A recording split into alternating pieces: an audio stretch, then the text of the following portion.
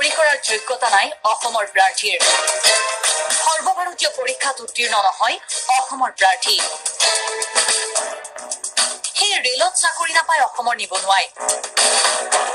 ব্যৰ্থতা থাকিবলৈ অদ্ভুত মন্তব্য ৰেল মন্ত্ৰী ৰাজেন গোহাঁইৰ থলুৱা নিযুক্তি কিন্তু অল ইণ্ডিয়া বেছিও যিকোনো অল ইণ্ডিয়া লেভেলৰ যিকোনো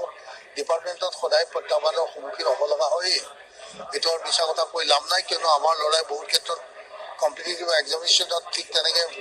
সফলতা লাভ কৰিব নোৱাৰে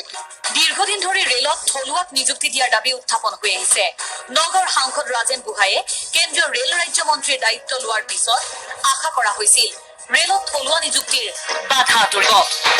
কিন্তু বাস্তৱত সেয়া নহল ব্যৰ্থ হল ৰেল মন্ত্ৰী ৰাজেন গোহাঁই আনহাতে বহিৰাগত পৰীক্ষাৰ্থীয়ে অসমলৈ আহি ৰেলৱে পৰীক্ষাত অৱতীৰ্ণ হোৱা পৰিলক্ষিত হল কিন্তু এতিয়া নিজৰ ব্যৰ্থতা থাকিবলৈ মন্ত্ৰী ৰাজেন গোহাঁইয়ে ৰেলত চাকৰি নোপোৱা বাবে দোষাৰোপ কৰিলে অসমৰ নিবনুৱা প্ৰাৰ্থীকে ৰাজেন গোহাঁইৰ মতে অসমৰ প্ৰাৰ্থী যোগ্য নহয় সৰ্বভাৰতীয় পৰীক্ষাৰ বাবে অল ইণ্ডিয়া বেচিছত যেতিয়া পৰীক্ষা হয় যেতিয়া কম্পিটিশ্যনত আহিব নোৱাৰে তেতিয়া তেওঁ পৰীক্ষা বেয়া হোৱাৰ কাৰণে নোৱাৰে